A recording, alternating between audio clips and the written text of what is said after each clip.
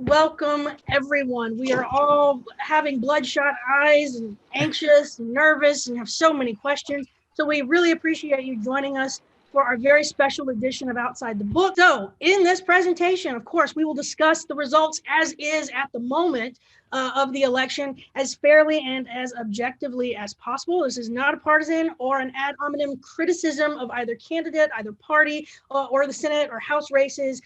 This is Dr. Black, an art historian and a cultural historian, giving my perspective, but primarily moderating your questions, your comments to Dr. Keefe, who is a political scientist and a historian, who can give us some extra insight into what's happening, what to expect, and we'll go from there. We are so glad you're with us today. So thank you. Let's go. So this is what we know. As far as I can tell, this is what we know happened yesterday.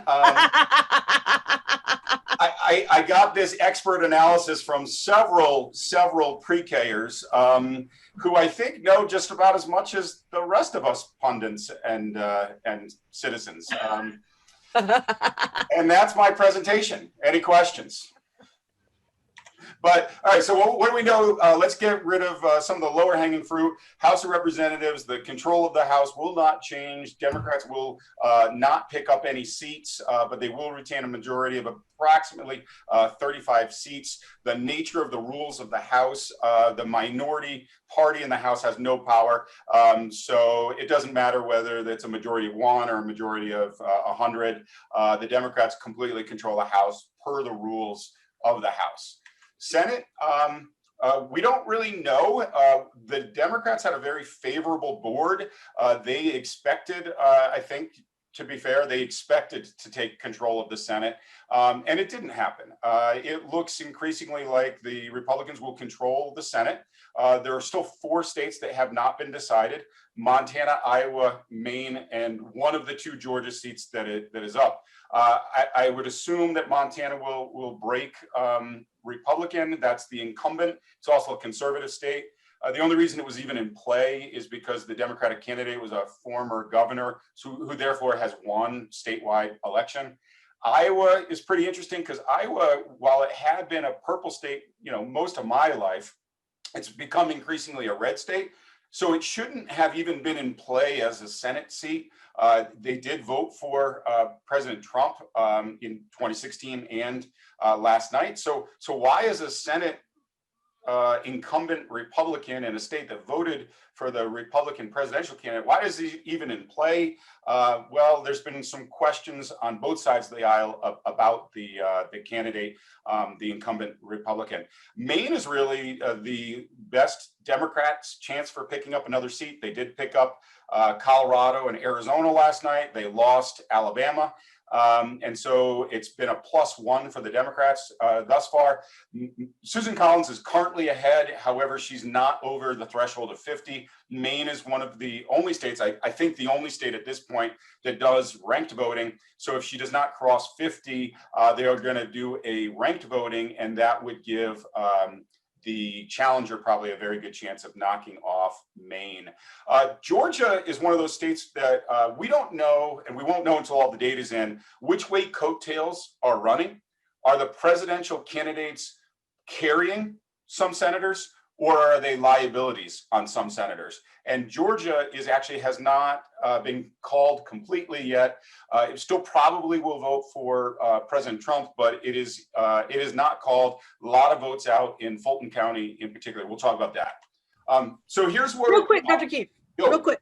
I meant to tell everybody at the top of this, Dr. Keefe, this is his Super Bowl. So I may have to mute him, but if anybody— if anybody has questions on any of these slides, we're going a different route today than we usually do, rather than taking questions at the end. If you have questions on any of these slides, just raise your hand. I'll make him stop talking, and we can address your question, whether it be about the election or why we are where we are. Just know that this is more of an open conversation than a straight lecture today. So please jump in. Yeah, and I'm sorry, I was just trying to get through the House and the Senate and get to, I think, what we're here for, which is the presidential results. Should I count 3 Mississippi, Dr. B? Leave Mississippi out of this. I'm not talking to Mississippi right now. Should I do 3 Rhode Islands?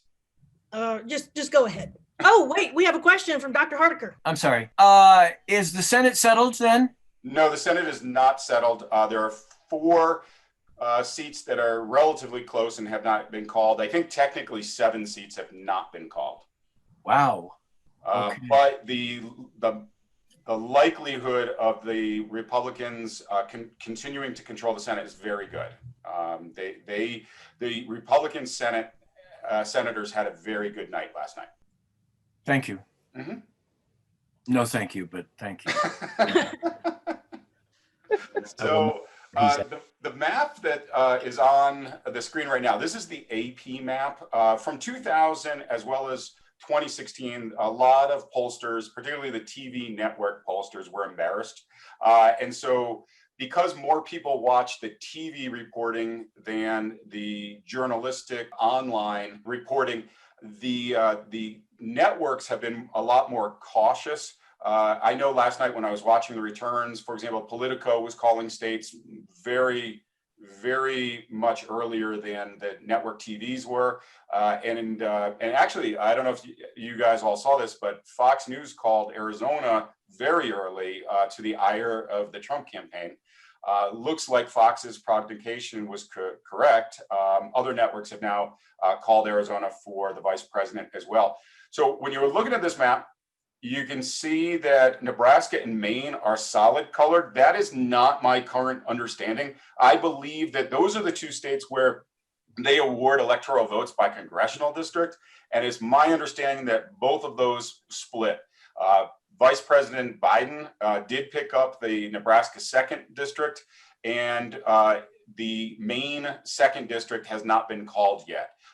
And it looks like that Vice President, now Maine 2 is the more conservative district, but the Vice President has a pretty good chance of picking that up. Again, has not been decided yet. So like where we are today, right now, as we speak at noon Mountain Time, Vice President Biden appears to have won the election. He is right now at 270. You need 270 to win. Oh.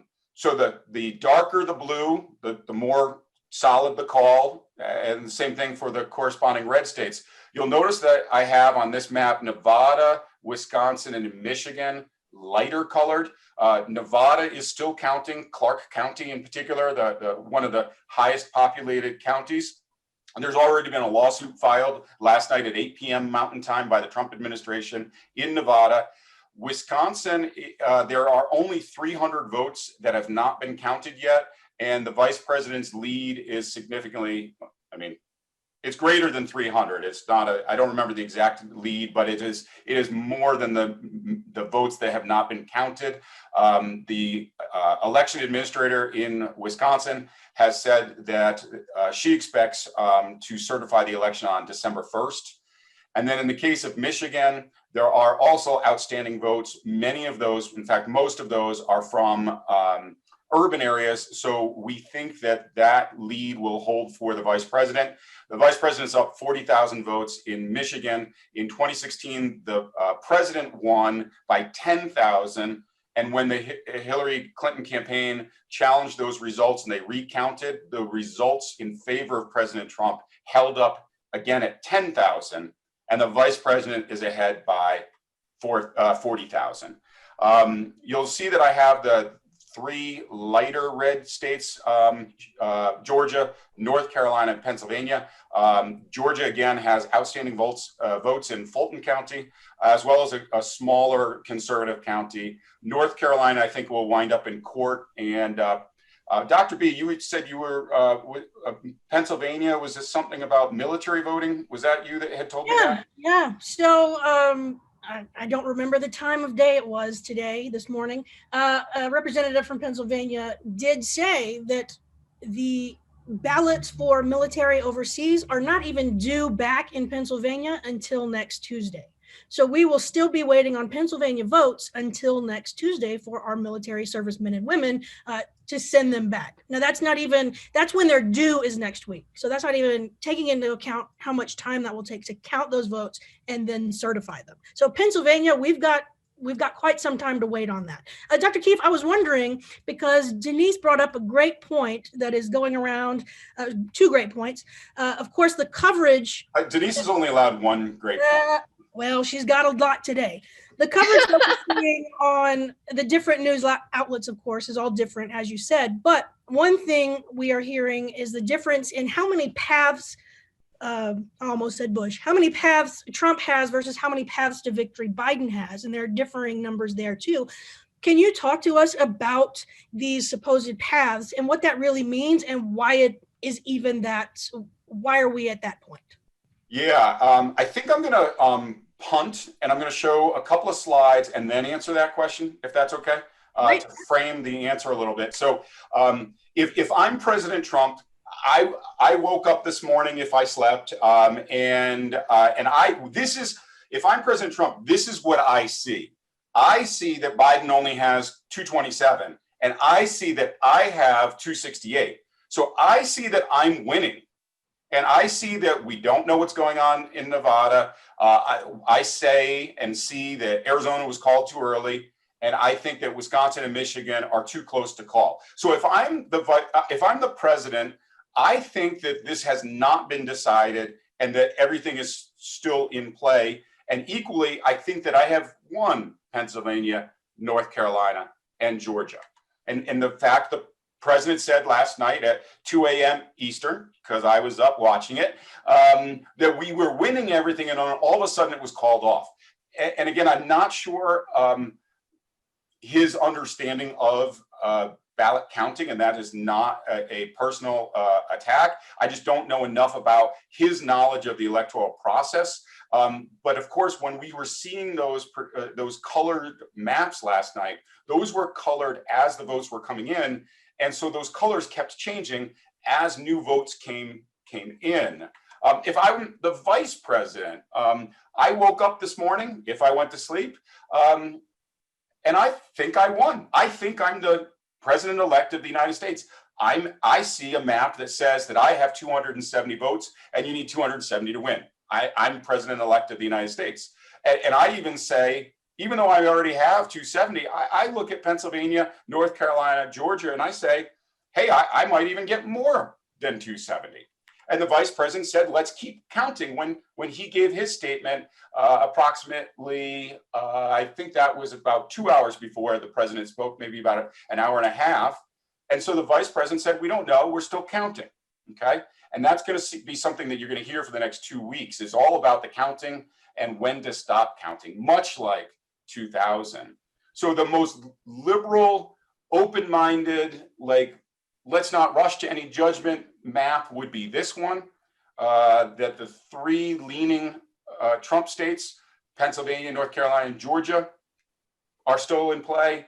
And the four Biden leaning states, Nevada, Arizona, Wisconsin, and Michigan, are still in play. So this would be a neutral map, but I actually, the numbers favor the vice president in those four states more than the numbers favor the president in those states, and that's actually all you need. Pennsylvania, I think, is going to be close and litigated. North Carolina and Georgia, I assume, will break Trump.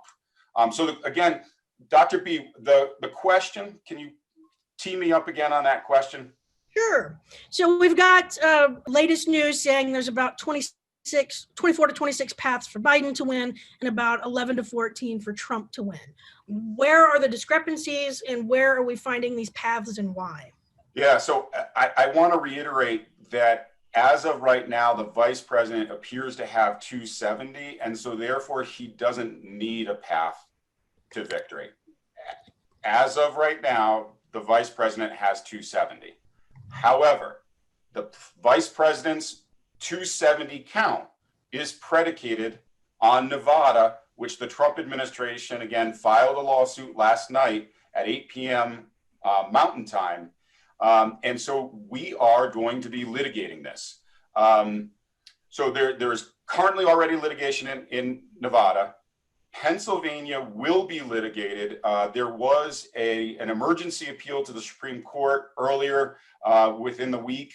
And one of the orders was that they had to sequester ballots that were coming in after the election day. And so what we anticipate is if the sequestered ballots are close to the number of the spread between whoever wins, right, then that will be litigated. If the number of votes that are sequestered is significantly less than the margin of victory, then this will go away.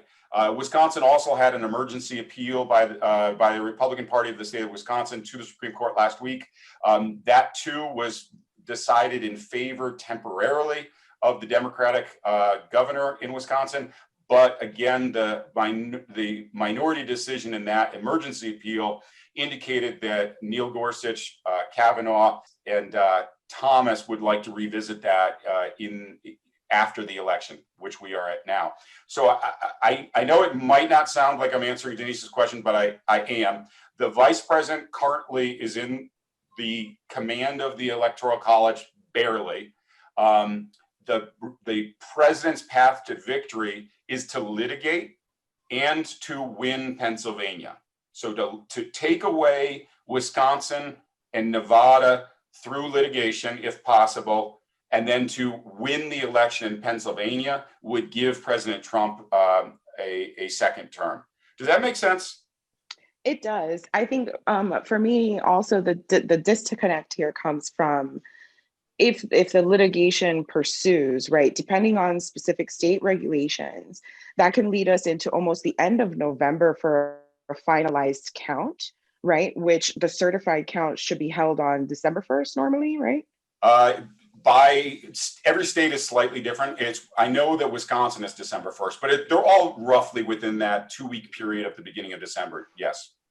Right. So isn't that just counter to the point that he's been making today, the president himself, like that this taking longer, and then wouldn't that just even allow now more of an actual opportunity for the fraud that's being suggested, in the sense of now that these votes have been sequestered, even though they are not valid because they came in after the election date or are postmarked after, wouldn't this just prove his point?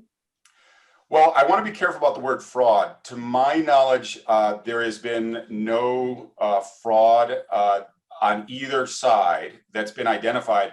What people are calling fraud is really is a question of legal opinion, and each one of us could look at the same data and come to different conclusions. What I would say is that what we want out of our presidential candidates and what we want out of the Supreme Court is we want consistency. We can't say, let's continue to count in Nevada because if I'm Trump, I think I can pick up votes in Nevada. We can't say, let's continue to vote in Nevada, but let's stop voting in Pennsylvania. That's inconsistent.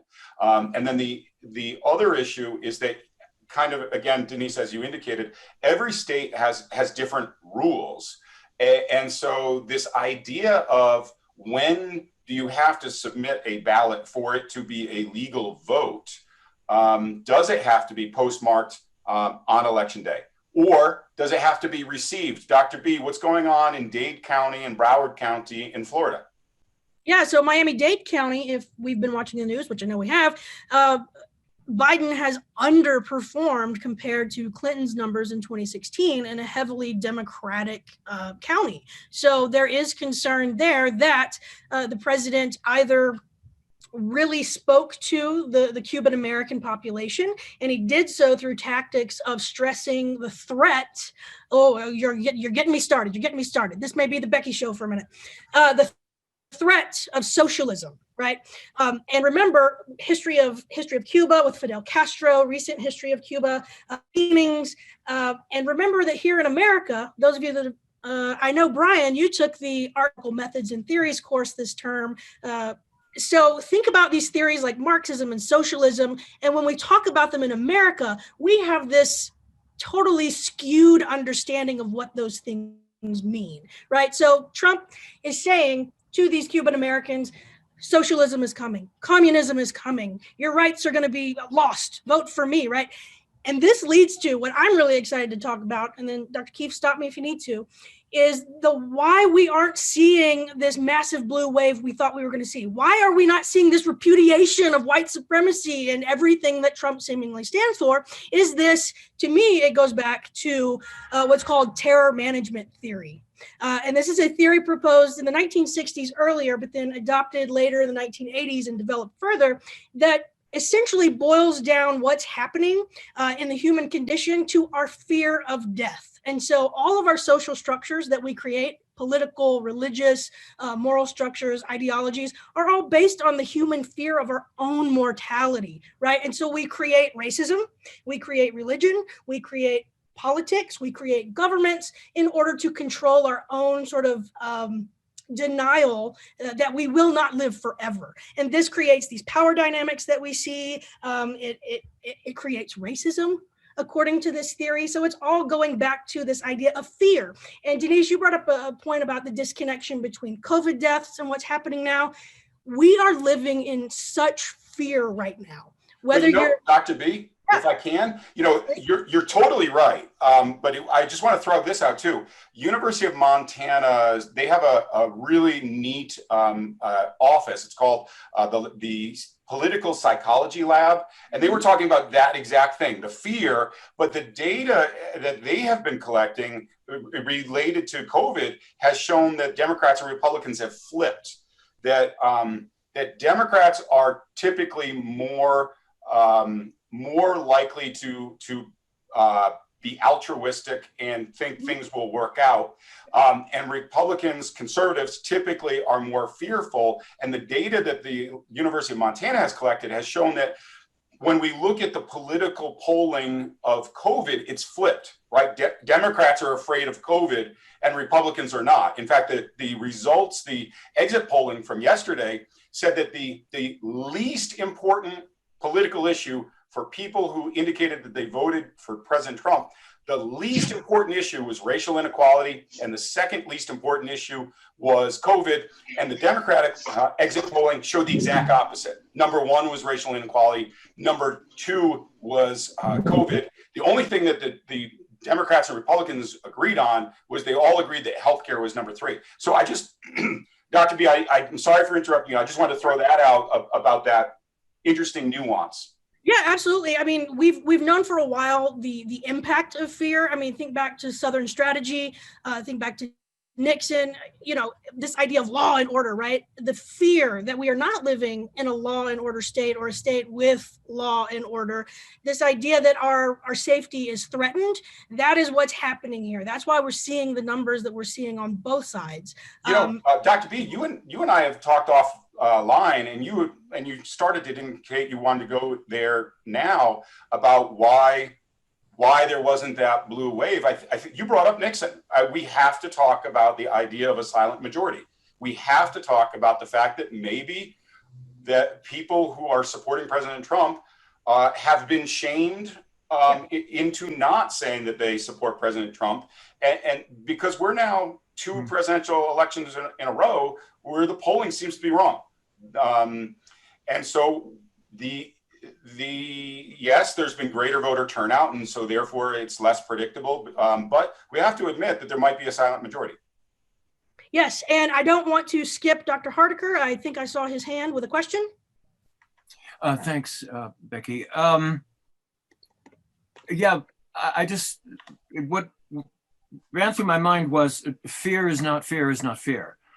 To be afraid that the country is going to be taken over by Latinos and African Americans is one thing, and fear, an appropriate fear of a pandemic is, I think, quite another. We know that our citizens in the Miami area, and of course there are many of them, the Cubans, remember or have been taught by their parents the evils of Castro and of what they think of as communism and socialism. And of course, there's probably some connection with Venezuela as also there. And so I heard this, this was said this morning on MSNBC. The Trump campaign was in the Miami area early in June in Spanish, speaking to these fears, ignorant and uneducated as they may be, at least in part. And the Biden campaign didn't get there until later in July. Well, there is no way you're going to undo that. And so, yeah, we know that the Trump campaign has relied almost entirely on fear. It's very, very effective. Field Marshal Goering taught us that if you want to manipulate the people, just tell them that they have been attacked or they're going to be attacked. And this is the strategy, Trump's strategy. But yeah, I mean, we want to talk about fear, but there are good fears and there are bad fears. Go ahead, please. Let me, unless there's another question in the chat room, Dr. B, do you want me to finish up the little presentation so we can go to gallery view and discuss? Yeah, let me just, Ryan posted CNN just projected Biden. AP just updated their map too with Wisconsin and solidly. And let's see. And then Denise and Brian are keeping it going with what are these structures that create this fear? Yeah, go ahead, Dr. Keefe. So again, this is that map that's the most wide open map, but as Ryan just indicated, this is not really the situation. That the situation is the vice president sitting at 270, and those other three states are undecided, and so the vice president's strategy is to hold, and the president's strategy is to litigate. And those are the three states that you're going to see the most litigation in. Georgia, again, I mentioned, also has outstanding votes in Fulton County, which is a Democratic area with a high population. And there's also a conservative county that's not reported yet. They expect these to be reported by this afternoon. So the Georgia Secretary of State thinks that Georgia's votes will all be tabulated by this evening. And I apologize for the typo. I haven't slept. I'm still throwing this stuff together and trying to collect as much information as I can. The person to watch in all of this is the vice president. Vice President Mike Pence is the incumbent vice president. He wants to keep his job, of course. However, if he loses his job as vice president, he then becomes the titular head of the GOP, right? We can already start talking about Harris versus Pence in 2024. So Mike Pence, even if you watched the press conference last night, President Trump was emphatic that the election had already been decided and that votes were being taken away from him. And the vice president stood right next to the president and said, well, we'll see. Because the vice president knows that if Trump loses, it's his party. And so you really want to watch the vice president. Real quick, Dr. Keefe, this came in this morning on my Twitter feed that Kanye West is launching another campaign for 2024. So okay, you're muted.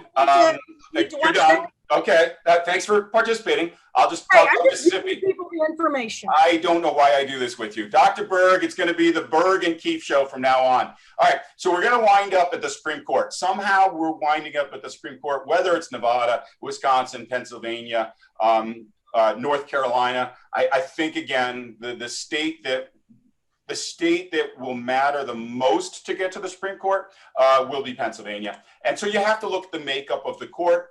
I apologize for not having an updated picture. Of course, Justice Barrett was just sworn in. I don't believe there is a full picture of the Supreme Court with Justice Barrett. And so therefore, I didn't feel the need to get a picture with Justice Kavanaugh, since I was already going to have somebody blocked out with their name. And no disrespect to the justices, I use their first names because they're shorter than their last names.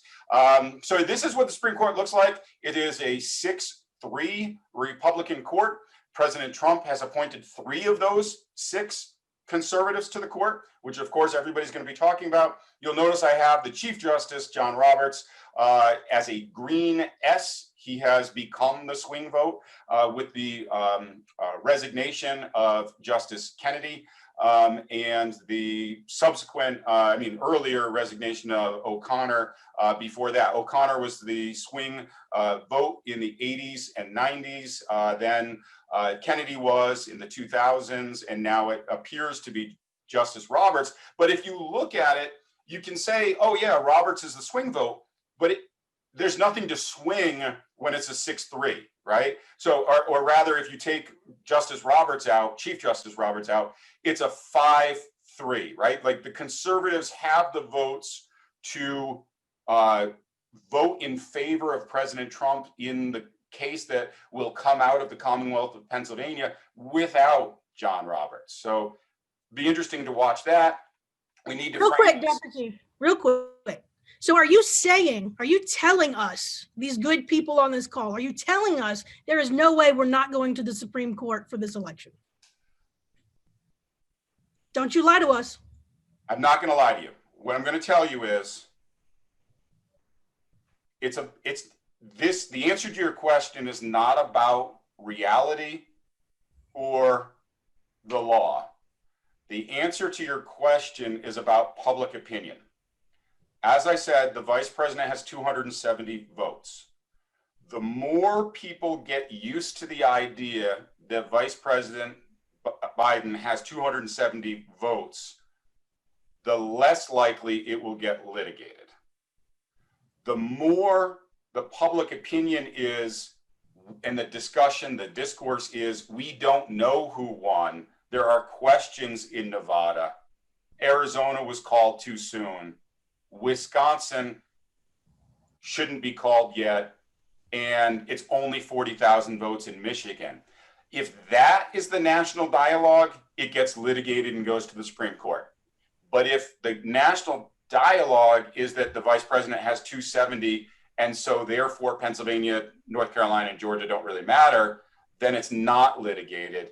And I think that it has to do with time, right? That Denise brought up, that if what you're going to see the president and his campaign do, they're going to keep it up loud and hard every day for the next 2 weeks. Because if they pause and say, well, let's wait for the votes to come in, people will get used to the idea that the vice president won. The president's team has to keep it loud and in your face for the next 2 weeks to have public opinion support the litigation. Does that make sense? It makes sense to me. It sounds like, just, and anybody jump in, it sounds like to me, if we're Trump campaign, we're just going to keep screaming until we go to the Supreme Court. And if we're Biden, we're going to stay the course. I have to object to the word screaming, because like if there's something wrong in Nevada, it's not screaming it, right? It's sure. We want every vote to count. But what I would say is that if we're going to take that every vote counts argument, it has to be consistent across the country. Yes, every state has different voting laws, but at what point are we as a nation, Democrats, Republicans, Libertarians, Green Party members, at what point are we going to say, enough? Let's stop with the 51 different election rules where there's one standard in one state and a different standard in another state and a different standard in the District of Columbia. At what point are we going to say, let's either count every vote that we can find, no matter when we find it, or let's say the voting gets stopped at midnight on election day, and that's it. Like, we need more clarity. Denise. Yeah, a question from Denise real quick. So I was kind of just having this conversation this morning as well. And so I think it's interesting when we look at what are the major pillars of our democracy, and it is the uniting of all of these states and the ability of each of these states to have their own level of autonomy, right? And that's part of, I think, an interesting conversation as we look at it. And so I'm not necessarily pro or con everybody having to kind of do it the same way. But I think that it's a principal point that we neglect when we're looking for the greater good of the ultimate goal. Yeah, and you're certainly right. But I think what gets lost a little bit sometimes when we talk about states' rights is that to go history teacher on y'all, we had a civil war based on the concept of civil rights, and so that the by force of arms, the result of the Civil War is federal supremacy. And again, there's political science that supports the idea of federalism and the central government having more power than the state government. We're not Switzerland or Canada, which are confederations. We are a federation. And so therefore, when push comes to shove, the central government should win out under a federal principle. In a confederate principle, when push comes to shove, think of the Quebec movement in the 1990s with the Quebecois in Canada. The sub-state in Canada, it's called a province, right? The sub-state wins out when there's a draw on a legal principle in a confederation. But I do understand your point, Denise. We do have states' rights, the 10th Amendment, the reservation clause that says the powers not granted are reserved. But it also says that we have this elastic clause in the Constitution, right, in Article 1 that says that basically Congress can do whatever it wants. Dr. Keefe. Yo. So, Chandra, Denise, and me, and I know everybody here, we have questions about the Electoral College. So, let me frame this. In news coverage, ongoing news coverage, there's this idea about, and I'm going to get the term wrong, but the idea of base building or movement building that's happening. Say, for instance, we look at the state of Texas, where several of our guests are coming to us from today. The idea that am I screaming? I feel like I'm screaming. I'm very excited. Beto O'Rourke and the momentum that he built in Texas, coming within 3 points of Ted Cruz during the Senate race 2018, almost made it possible for Texas to flip to Biden. Now, where am I going with this? Good question. Is what we're seeing in this election, is it going to help us eventually switch from Electoral College to dominant vote, or is that still too far off to say right now? Will we get rid of the Electoral College in, say, our lifetimes here? All right, so there's two parts to your question. First, specifically Texas, and so the issue in Texas is demographics, right? That the Houston area is the largest populated area in Texas. It's not only was it already the fastest growing over the last 20 years, but when Hurricane Katrina happened, the diaspora of people from the Democrats from the destroyed regions of New Orleans moved to Houston, as we know, and most of them did not move back to New Orleans. And so that catapulted the natural demographic shift that's been going on in the state of Texas. Yes, Beto O'Rourke did well. Biden did very well in Texas for Democrats, but it's not there yet demographically.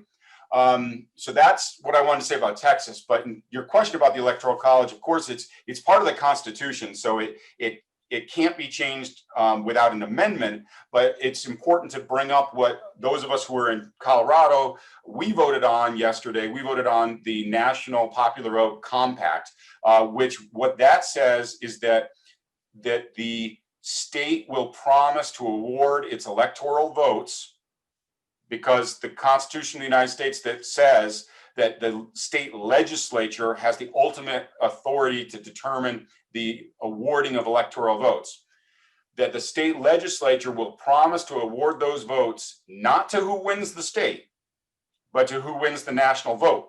So if that compact passes, currently, as of last night, there were 4 states voting on it. I know Colorado passed it, which would bring the total to 159. Georgia was voting on it. I assume it lost in Florida, but I don't know that for sure. And I don't know the results of the other 2 contests. But so we're at 159 for the National Compact. And we need that. National compact doesn't go into effect unless it gets to a value of 270. If the national compact gets to 270, then yes, Dr. B, the Electoral College is gone. But it would be worth pointing out the Electoral College would only be gone through legislation, not through an amendment, and therefore the compact could be undone by a simple majority of one of those state legislatures voting to leave the compact. The number's at, I think it's at 196 right now, and there's 60 pending currently. For the national compact? Yes.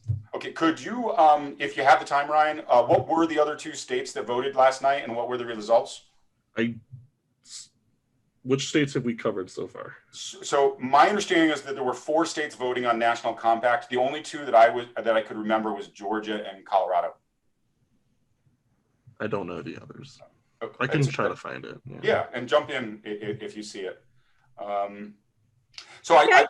Yeah. That helps. It's not completely defeating, but not completely hopeful, but more so on the hopeful scale. So what you're saying is that this election, regardless of the ultimate results, is a push towards some major structural change.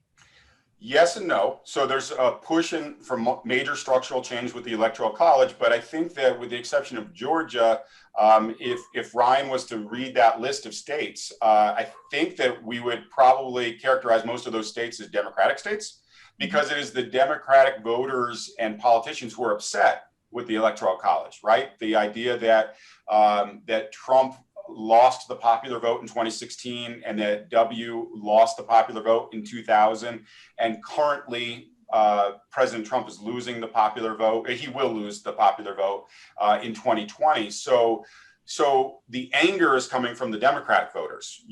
There is not a push in conservative states to join the compact because the Electoral College is working for the conservative states. Right now, in a single vote in Wyoming mathematically is worth 300 times a vote in Colorado. One vote in Wyoming is worth 300 times the vote of a person in Colorado. So you can see how mathematicians can make an argument both ways, right? You could say that, well, that's not one person, one vote, if the Wyoming vote is weighted 300% more. On the other hand, physically, human beings, one human being, it is one vote, one person. And that's where good people can have different conclusions. We just need to remember that we don't get to debate facts, right? We get to debate conclusions, and that's the crux. That's a good point. You know, it is 12:35-ish. AM? Is the election still going on? Who knows? Where am I? Who am I? So I want to make sure we open it up to all questions, all comments. If you just want to cry, we're here for you. If you just want to laugh. Dr. B loves hugs. Dr. B loves virtual hugs. Just hug away. Hug. Nope. This is an emotion-free zone. If you want to cry, talk to Dr. Keefe. But if you do have questions, I don't do crying. There's no crying in elections. We just get to work and we make things happen. That's my approach. So go ahead, Ryan. So Tom, I'm not finding anything on other states. Like the only states that I found that voted on it for this election is Colorado, and that's it. Okay, thanks for checking. I have the attendance from the Zoom. I will find it at some point, and I'll follow up with you guys. I posted a link to the website that has a list of every single state and their status on enacting it, so that might be useful. Perfect. Thanks, Ryan. All right. Who's got a question? Who's got a comment? I just wanted to say that I really do think it's important that we have these conversations and that we're open about it. I think the more that we normalize having conversations about politics, the less defensive they become. Yes. So I really appreciate that we have this space to do that. Yeah, absolutely. Yeah, you're speaking my language as somebody who deeply loves politics. The worst thing is when people stop listening, and yeah, we need to have civil discourse. Absolutely. Gloriana, what you got? Before Gloriana asks her question, I have to ask you a question, Gloriana. When was the first time, when did you get citizenship and when was your first election? Tell me about that.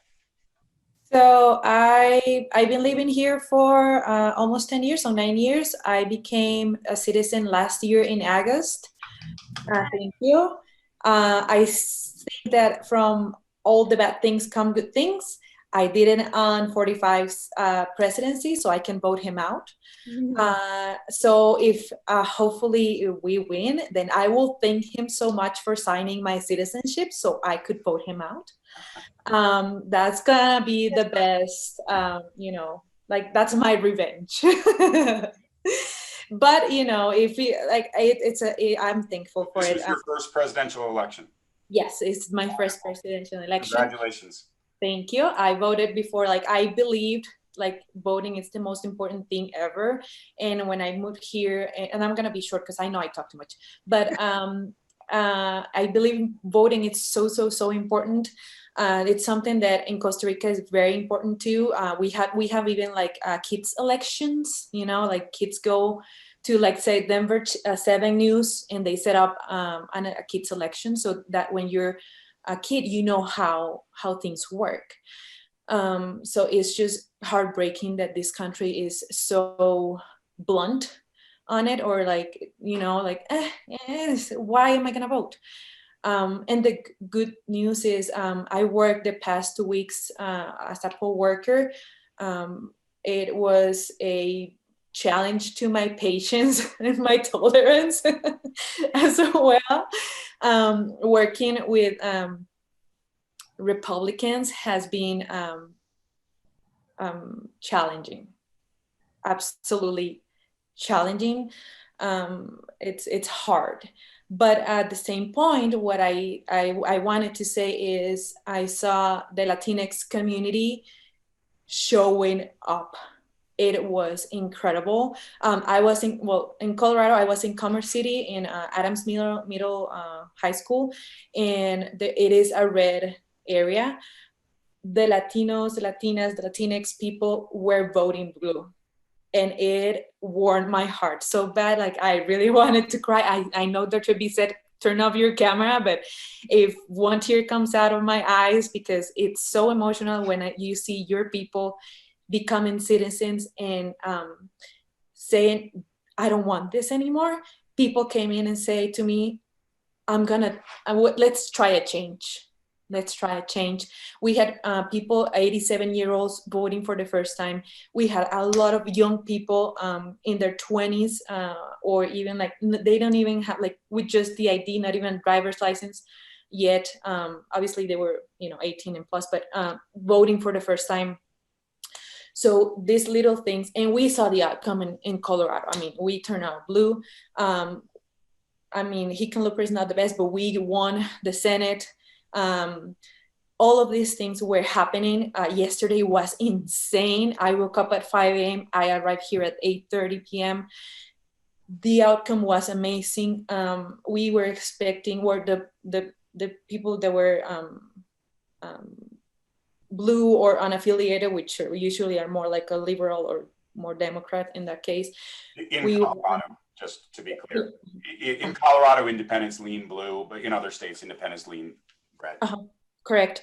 But you can tell when you start talking to people, or if they say something. Where we were they were leaning blue, and we were amazed of the outcome of that area, because they were we were expecting a red wave and mostly were blue, and we were super excited.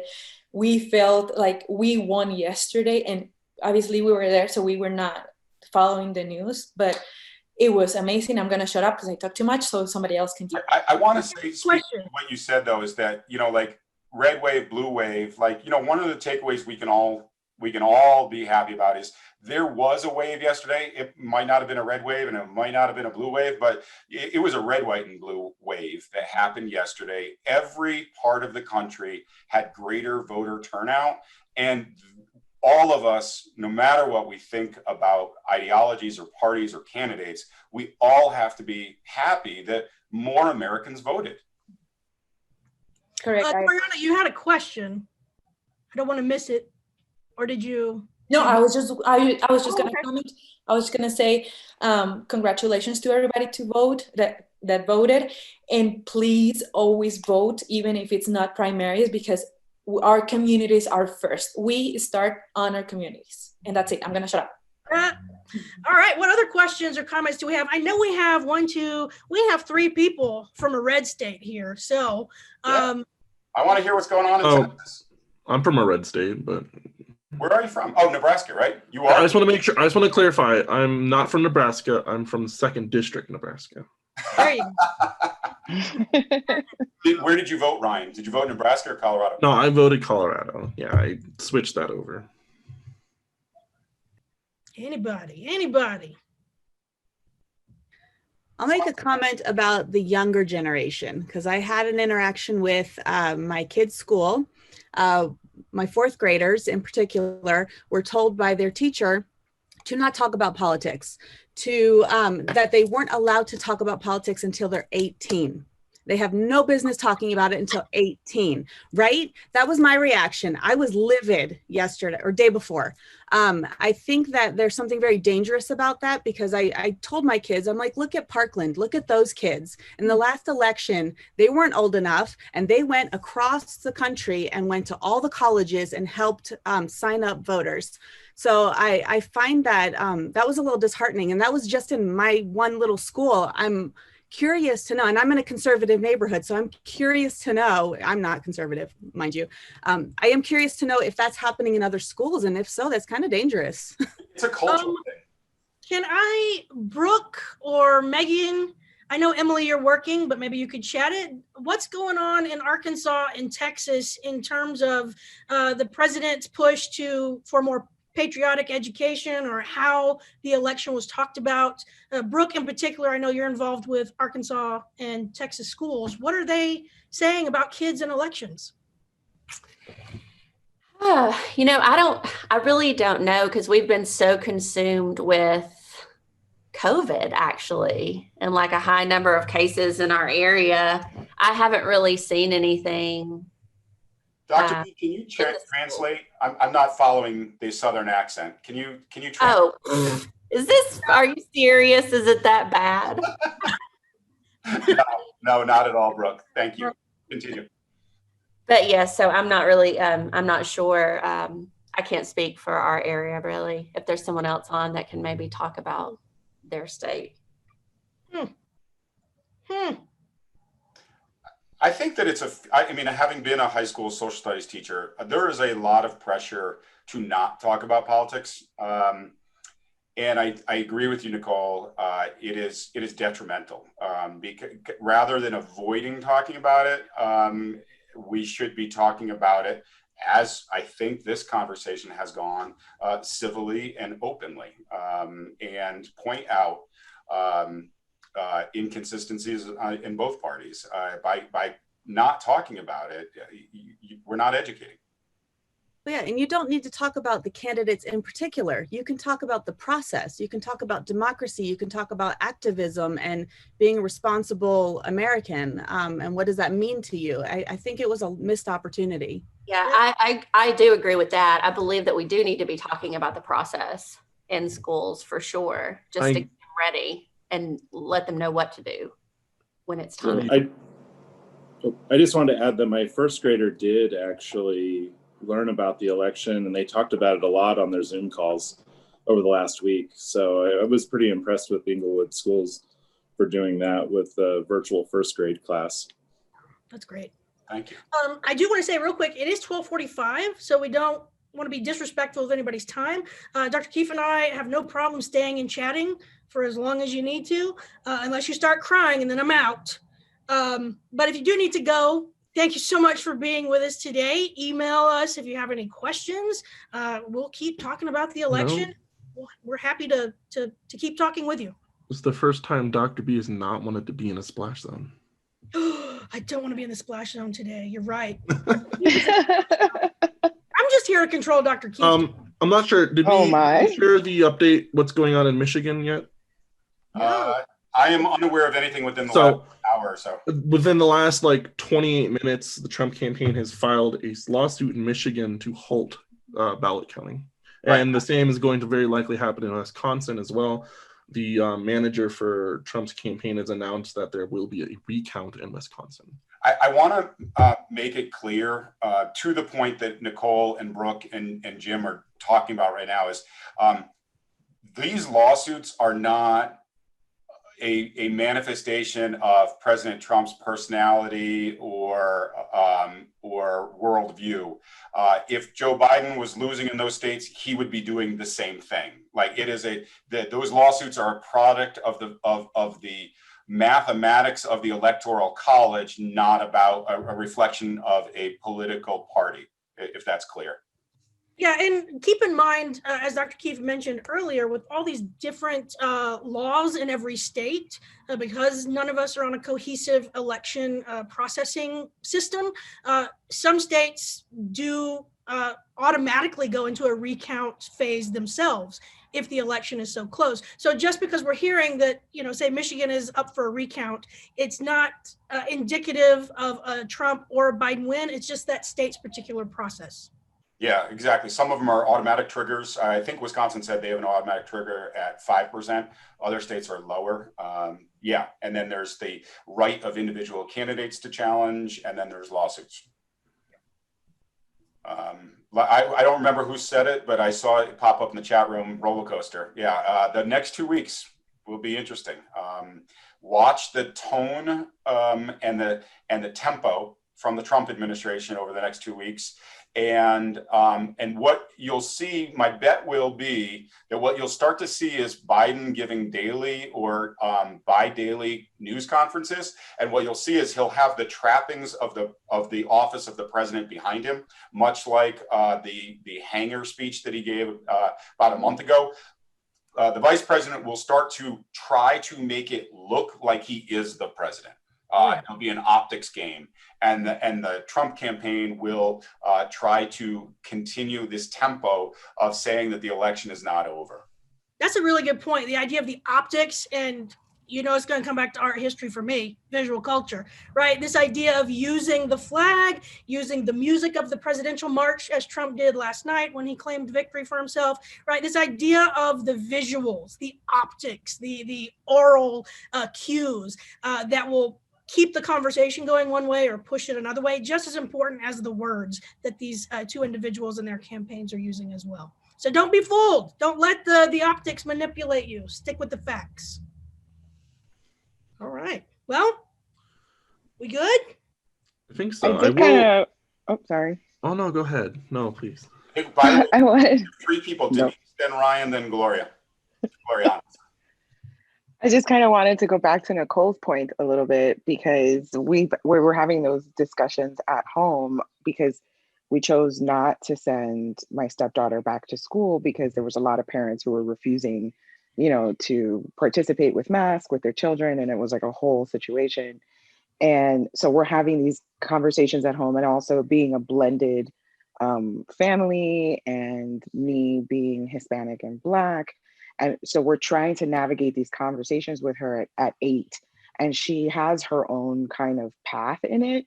So she knows the basic information, and we don't try to really give her anything, but some days she'll come in and she'll start talking to us about stuff. And we're like, oh, okay, so somebody left the news on.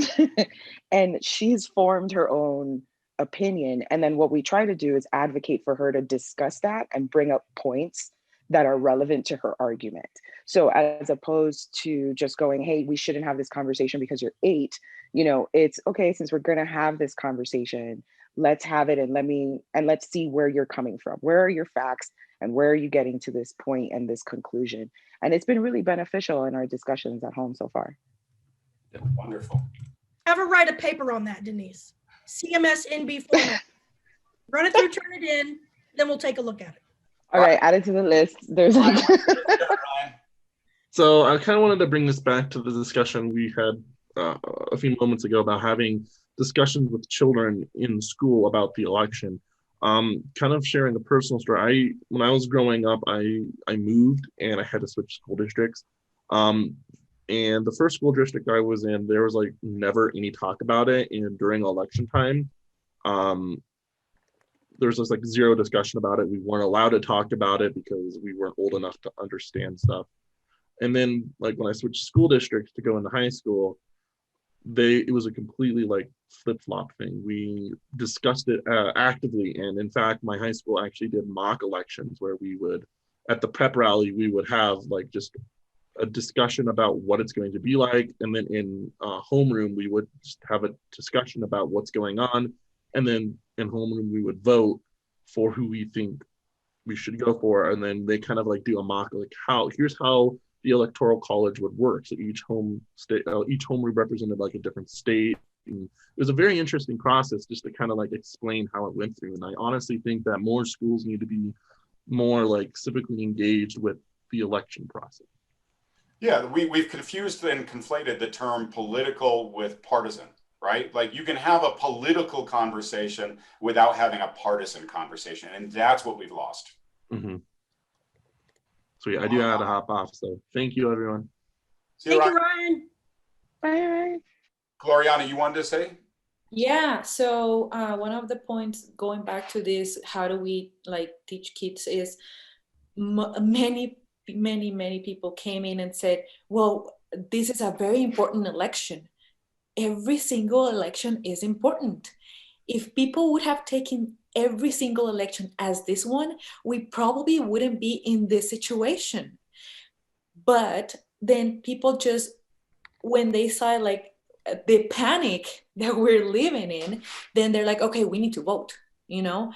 But if kids and people were taught to, you know, learn about it and how this election works, like what Ryan was saying, how the electoral college worked, then people will have that critical thinking and be like, every single election is important. I have to vote because our votes, like what we live, depend on our votes.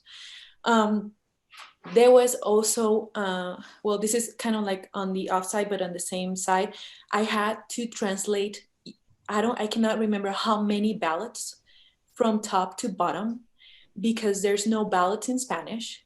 There's no ballots in Spanish. There are no ballots in Chinese or in Mandarin, or there's no ballots in Arabic. There's only in English, when even in this country, there's not an official language. But I believe the blue books are multilingual, right? Yes, but how many did we have in Spanish right there? Right. None. Oh, wow. None. So my coworker, which is Latinx too, she had one. So we were able to I mean, she speaks Spanish, but she's not natives. So I had to go and translate the whole ballot as many times as needed. But it's not fair because, well, also while I was translating, I had to explain, you know, what the electoral college is, because I'm not going to tell you, I'm not going to translate the ballot and say, you figure it out, you know? So I was like, okay, the electoral college is this, this, and this. So do you want to vote for this or do you want to vote for that? Because there is no education. And even it blows my mind. It blows my mind because all of this is part of voter suppression. They don't want people to vote. They don't want people to learn. They don't want people to have the ability to go and pick a different language. And we saw many ballots just go with just president. It's okay, it's your right.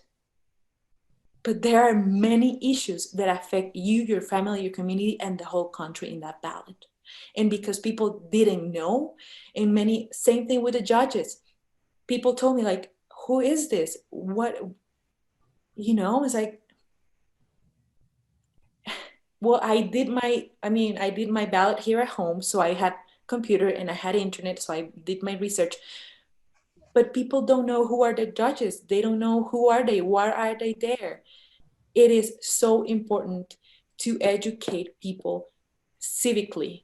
It's imperative because we cannot live in this country as we are living right now. We need to sweep this, like in basically kind of like just start teaching people and be like, you need to learn this. You need to be this whole spiel of patriotism will be real if people knew how to vote, if people knew what is in their ballot.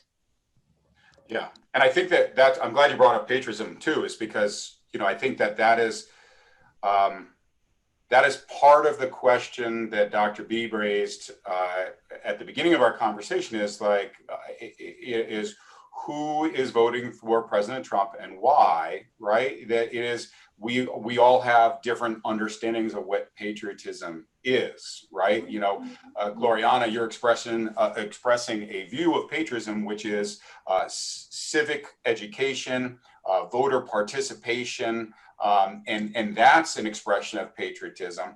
And I think that the people who are supporting the president, their view of patriotism is again to posit it against this term socialism.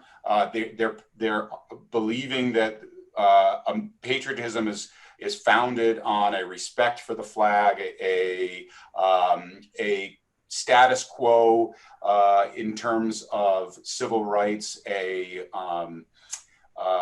respect for law enforcement, and so forth, right? So we have different views of patriotism.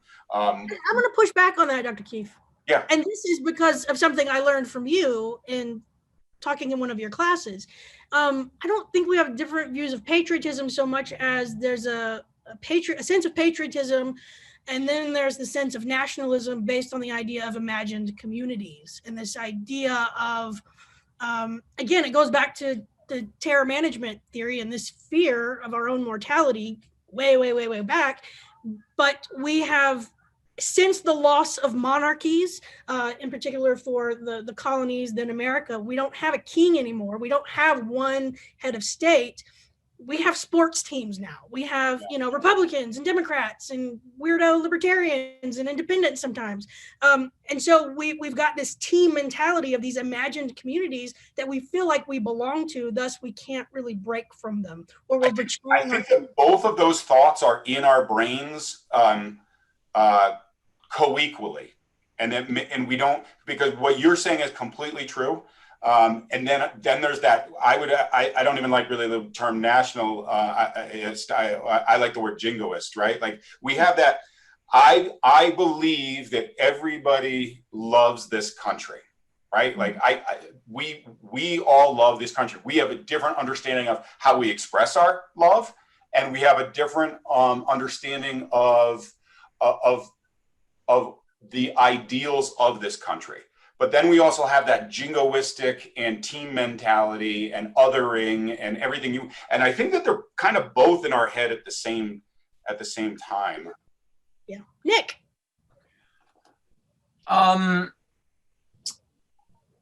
Just a couple things running through my head.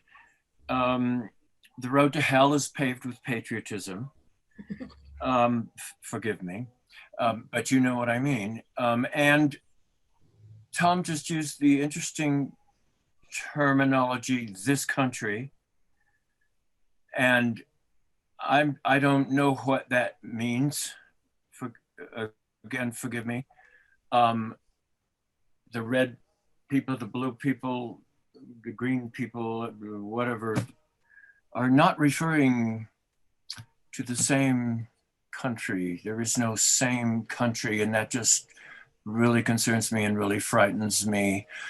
And I suppose I have a tendency to oversimplify, but I still believe that the fundamental difference in this same country is a power issue, are the moral issues, and I think they're both, God forgive me, moral issues, the moral issue of equality and the moral issue of inequality. I think we're divided on that basis. And as far as I can see, there is no resolution. There is no compromise. We are not finished fighting the Civil War. Could I change one word? I 100% agree with you, though. I'm sorry. Thank you. Yeah, Tom, please. The way you phrased that was so beautiful. And I was thinking, it's if I get this right, it's the morality. I'm going to butcher your beautiful language, Nick. I'm sorry, but it's the on the one side, it's the morality of injustice. But the word I was going to add into what you said is the blindness of inequality. That, like, I think a lot of those people that do have a more jingoistic view of America, they could put their hand on the Christian Bible and say there is no inequality. They really don't see it. Yeah. And it's genuine. It's not Machiavellian. There are a lot of people that they're being played by Machiavellian politicians, but they genuinely don't see it. And they see equality as neutrality. And those of us who are interested in social justice understand that neutrality is not equality. Neutrality is bias. And neutrality is blindness.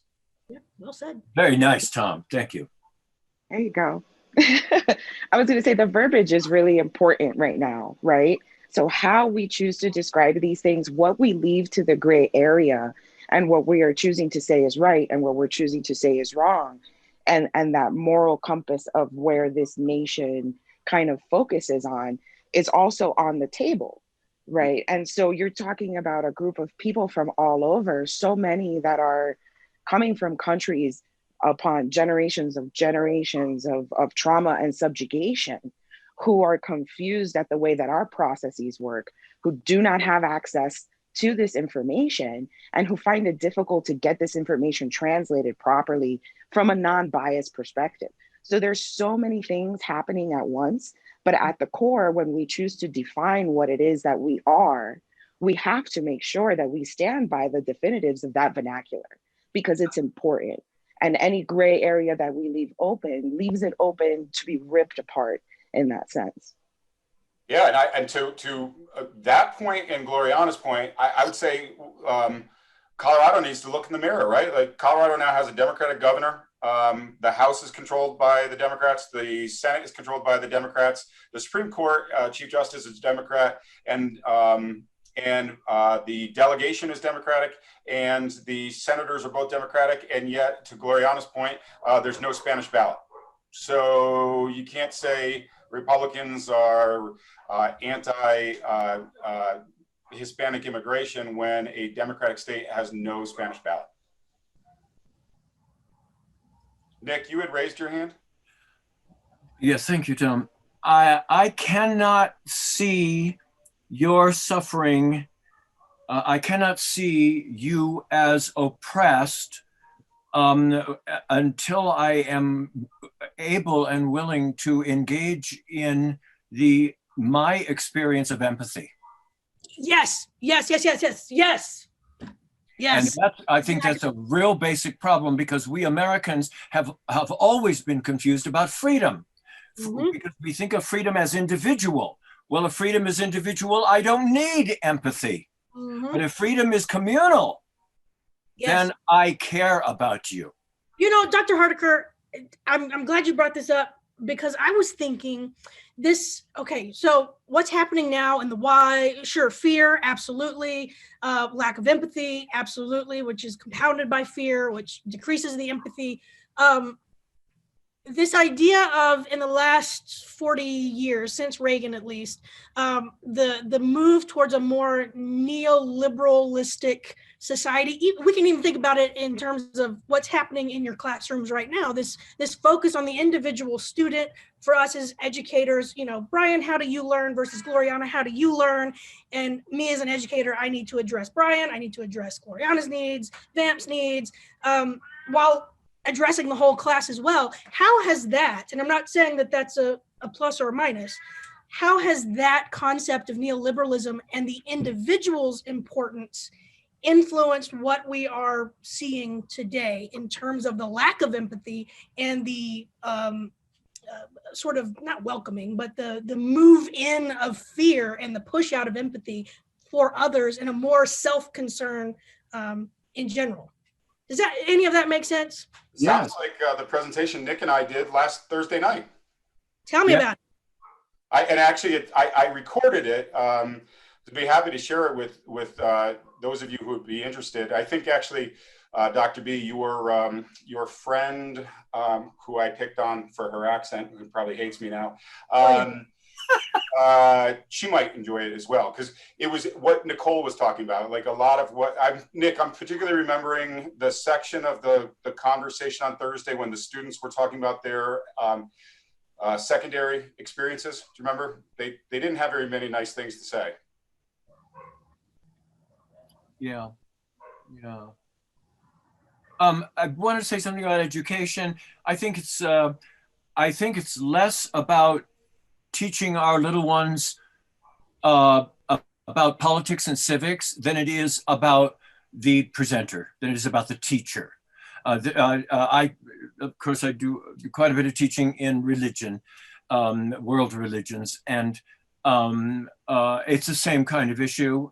You can talk about anything. You can talk to children about racism. You can talk to them about problems in voting and so on. It just has to be done properly, academically, empathetically.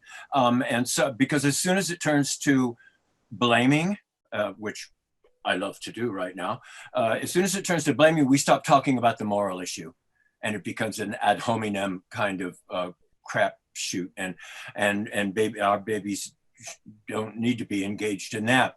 We don't need to model that for them.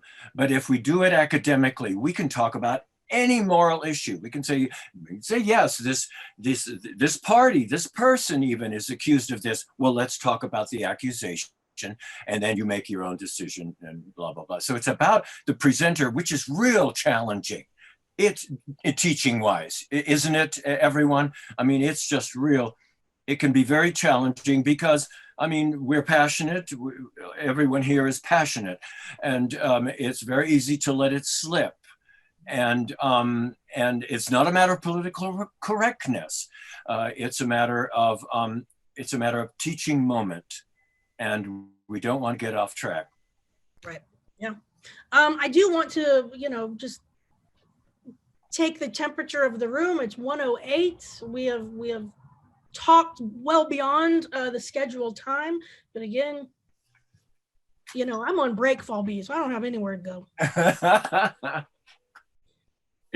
But we don't want to pressure anybody into staying just because we say we'll be here. Doesn't mean. Yeah. I would suggest that, especially the 7 of us, it seems like this is a conversation that could continue. Maybe we should revisit this in a week, where we know a little bit more, and we can watch how the country has processed the election, what we know in terms of electoral facts, and what we know about public discourse. Oh, Biden is about to speak, so I think this is a good place to stop. And I agree. Let's rejoin next Tuesday week. What? I don't know what day. You're on break. You don't know what day of the week it is. Yeah. Let's we'll do this again next week and recap. Same ugly faces. Yep. All right. Thank you, everyone. Thank you. It was wonderful. Awesome. Thank you. Thank you. Bye.